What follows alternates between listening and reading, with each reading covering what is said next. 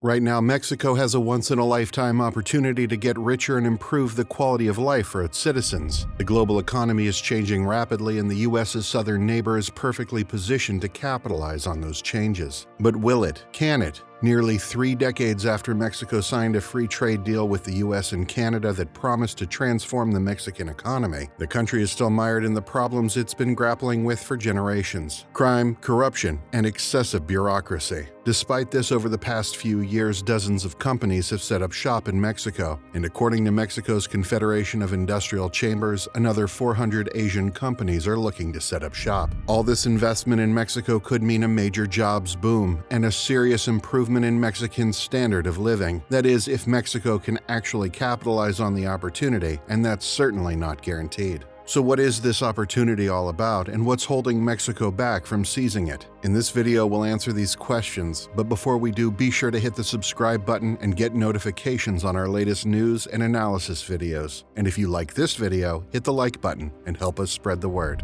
Even though many people might not have noticed, the global economy underwent a massive shift in July 2018. That month, the U.S. government under President Donald Trump slapped tariffs on $34 billion worth of imported goods from China. The 25% duty applied to cars, hard drives, airplane parts, and other goods. China retaliated by slapping tariffs on 545 different items that the U.S. sold to China, also with a trade value of $34 billion. The following month, the U.S. did it again, slapping duties on another $16 billion worth of goods, and once again, China retaliated with tariffs on $16 billion worth of U.S. imports. It was the beginning of the U.S.-China trade war, and even though Trump is now out of office, the trade war has continued and has even ramped up under the presidency of Joe Biden. Today, the U.S. has tariffs on some $550 billion worth of Chinese goods, while China has tariffs on $185 billion worth of U.S. goods. This has had a dramatic impact on trade between the world's two largest economies. In 2017, before the trade war began, China was the U.S.'s largest trading partner. Today, it's in third place behind America's two NAFTA partner countries, Canada and Mexico. With every new trade restriction that's included, the U.S. and China look less like economic partners and more like global rivals trying to hold each other back. But the tariffs aren't the only thing shaking up the U.S.-China relationship. Less than 2 years after the trade war began, the COVID-19 pandemic began in Wuhan, China, and eventually spread across the world. With many businesses under lockdown, the globalized supply chain began to collapse. Auto parts from Asia were stuck waiting for berths at ports in California, while U.S. auto factories sat waiting. Food shipments slowed down, leaving empty aisles in supermarkets across the U.S. and in many other countries. The pandemic changed people's perception of China, Beijing's secretive approach to the origins of the virus, and the fact that it was slow to alert the world to COVID, waiting for months before officially announcing the outbreak, has many people in politics and business questioning whether China can be trusted. And that wasn't the end of it. Just as the pandemic was receding, another crisis hit: the war in Ukraine. With both Ukraine and Russia being major exporters of grain, the war was another blow to the global supply chain. Many countries in Africa and Asia depended on Russian and Ukraine grain, and when that grain stopped flowing, production of food in those countries dropped. Some countries banned exports of food, creating a problem for wealthy countries that imported their food from these Asian and African nations. For more on how the Ukraine war caused a knock-on effect that left grocery store shelves empty, check out our recent video on the inflation crisis hitting the United Kingdom. Not to mention, China has been playing both sides in the Russian-Ukrainian conflict, and if anything, it seems to have developed closer relations with Moscow since the war began. In Washington power circles, the idea is growing that in the future, China could be allied with Russia against the U.S. And the bottom line is that these three crises that landed one on top of another, the trade war, COVID, and the Ukraine war, are making businesses rethink how they source their materials and where they produce goods. Suddenly, it's become really obvious that producing for the U.S. market in China is risky. What U.S. business would want to rely on suppliers in China if the U.S. and China end up in a military conflict over Taiwan? Also, amid the supply chain shocks, it's increasingly noticeable that China is very far away from the U.S. A typical cargo ship takes 18 days to travel from Shanghai to the port of Los Angeles, and that's assuming everything goes right. Hence the new trend of friendshoring or nearshoring. If you haven't heard these terms, they are basically the opposite opposite of offshoring. For decades, businesses moved their production out of high-cost, rich countries and towards low-cost, developing countries, especially China. This was offshoring. But today, businesses want their production to be closer to the markets where they sell their goods, and they want production to take place in friendly countries, not countries that might just go to war against the U.S. This is friendshoring or nearshoring, and this trend is the opportunity that Mexico has right now. Mexico's biggest economic advantage is that it shares a border with the United States. Canada has this advantage too, but Canada is a wealthy country with high labor costs. Businesses aren't going to be moving their factories to Canada. Mexico, however, is ideally situated. It has 5 railway crossings and 50 road crossings into the United States. It has experience too. U.S. businesses have been manufacturing in Mexico for decades. For many years until the 1960s, Mexico had an arrangement with the U.S. called the Bracero system, which allowed Mexicans who had farm work experience to work on U.S. farms. This program was a major source of income for Mexico, but in the 1960s, the U.S. put an end to it. Suddenly, Mexico needed some way to make up for the lost income. They came up with the maquiladora, which is a factory for export goods that's allowed to operate in certain special economic zones. Maquiladoras enjoy all sorts of tax breaks, and their goods can be shipped to the U.S. duty-free. In the 60 years that the maquiladora system has been in place, numerous U.S. businesses have set up shop to take advantage of the system, including General Motors, Ford, and Honeywell. Japanese and Korean manufacturers like Toyota and Samsung also set up shop, especially after Mexico joined NAFTA, which allows these Asian manufacturers to get their goods into the U.S. from Mexico without tariffs or duties. And today, Mexico has a labor cost advantage too. 20 years ago, Mexican labor was 3 times as expensive as Chinese labor, but today, Chinese labor is 30% more expensive than Mexican labor. That's because China's economy has boomed. The country has a growing middle class, and while it's still a small share of the population compared to developed countries, that middle class has a standard of living equal to their counterparts in Western countries. At the same time, China's population has stopped growing. In fact, 2023 may be the first year in a long time that China's population will shrink, and its working age population, the share of people who are neither too young nor too old to be working, has been shrinking for about a decade at this point. This has a lot to do with China's one-child policy. For 40 years, starting in the 1970s, China attempted to control its massive population growth by permitting couples to only have one child. A generation or two later, this policy is having a tremendous impact on the country's demographics. China's population is aging out of the workforce, and there aren't enough young people to take the place of the retiring workers. What all this means is that the cost of labor in China has gone up, and it will keep going up. Even if all the other crises weren't happening, no trade war, no pandemic, no Ukraine invasion, there would still be the problem that China is becoming an increasingly expensive place to do your manufacturing. So once again, advantage Mexico. But it's not just U.S. companies that want to shift production from China to Mexico. Asian companies want to set up shop too. In 2022 alone, 44 Asian companies set up shop in Mexico. 9 of the 10 largest are Chinese-owned, and 7 of them set up shop in one state, Nuevo León. This state in the northeast of Mexico, bordering the U.S., has been one of the biggest beneficiaries of trade with the U.S. Despite being the 7th largest Mexican state by population, it has the 3rd largest economy by GDP. Its capital city, Monterrey, has become the 2nd largest center of wealth in the country, behind Mexico City. Monterrey has the 2 tallest buildings in Mexico, and an impressive collection of hotels and restaurants serving the many foreign investors and business people who come and go from the city. And now, Asian businesses want in. The same rationale that's convincing U.S. businesses to bring production closer to home is convincing Asian businesses whose biggest market is the U.S. to set up shop closer to America. They are taking the effort seriously. Check out, for instance, this new industrial park near Monterrey. Named Hafusen, it's a 200-acre industrial park being built by a Chinese-Mexican consortium with the idea of attracting about 100 Asian manufacturers to a facility that's just down the highway from the United States. Its website is primarily in Chinese. So far, it has attracted some big-name Asian manufacturers such as electronics maker Hisense, furniture maker Kuka Home, and packaging company Arenstar. A few years from now, when American consumers buy Asian-branded consumer goods, they might actually be buying goods made in Mexico. This manufacturing race to Mexico is having a huge impact. In just 4 years between 2017 and 2021, Mexico's foreign trade grew by more than 20%, and that's despite a massive drop-off in trade during the pandemic. The country stands on the cusp of a massive new economic boom, but whether or not that boom happens is still an open question. Many point to the example of NAFTA as a sign that Mexico might not rise to the occasion. NAFTA, the North American Free Trade Agreement, came into force nearly 30 years ago, and it was supposed to bring widespread prosperity to Mexico, but so far it hasn't lived up to its promise. promise. Mexico's economy has grown weakly over the past few decades. Crime and corruption are as rampant as ever. The country is in the midst of a war against drug cartels that has raged for 17 years and killed between 150,000 and 400,000 people. Statistics like that keep many businesses away from Mexico. A business operating in Mexico simply can't rely on the government to protect its investments, at least not to the same degree as in a country like China. Politically, Mexico and China are very different. The Chinese Communist Party has held a tight grip on China for more than 70 years, and it has developed the ability to act with the full force of China's economy and society. When China decided in the 1970s to open its economy to trade with the West, the Communist Party was able to reorient every industry, the financial system, and society as a whole towards that goal. Mexico, by comparison, is far less centralized. It has a relatively weak central government whose authority is constantly challenged by the wealth and power of criminal organizations. In fact, most of the work done to attract foreign investment to Mexico in recent years has been done by state governments, like that of Nuevo Leon. Mexico's government gets very little respect from its population, and there are good reasons for that going back centuries. Even before the era of colonization, the Mesoamerican empires that ruled the land that would become Mexico were particularly brutal. These empires took tribute from their conquered territories, usually in the form of forced labor for the benefit of a small ruling aristocracy and priest class. These empires were eventually taken by the Spanish conquistadors, and Spanish rule wasn't much better. The Spanish system of encomienda and later repartimiento were essentially a continuation of the forced labor of the old indigenous empires, with people being forced to work for some period for wealthy Spanish landowners. And after Mexico gained its independence in the early 19th century, the country was plagued by instability, civil wars, crime, corruption, and poverty. With a history like that, it's no wonder that people think of the government as being a nuisance at best and an enemy at worst. Today, about 60% of working people in Mexico work in the informal economy, meaning businesses that aren't licensed and don't pay taxes. Why pay taxes to a government that doesn't give anything back and can't protect you from organized crime? That organized crime is another good reason to keep your business informal. With a properly licensed tax-paying business, you're much likelier to draw the attention of your local cartel, and before you know it, you're paying them protection money. So now you have to pay taxes twice, once to the government and once to the cartel, and neither of them are giving you much for your money. This weakness of the central government is the single biggest issue holding Mexico back. Fortunately, other institutions are stepping up to help out. For instance, the Inter-American Development Bank recently announced it will devote up to $2.25 billion to support nearshoring and relocation projects in Mexico. In a study last year, the bank estimated that nearshoring could grow Latin American exports by $78 billion per year within the next few years. If the economy fails to capitalize on this moment when it can take enormous amounts of investment and jobs right out from under China's nose, it will have everything to do with the failure of the federal government to act. Let's hope America's southern neighbor can get its act together in time to jump on the nearshoring wagon. If you like this video, be sure to hit the like button, which helps us spread the word about our channel, and hit the subscribe button for notifications about our latest videos. In the meantime, check out one of these videos here to learn more. Thanks for watching.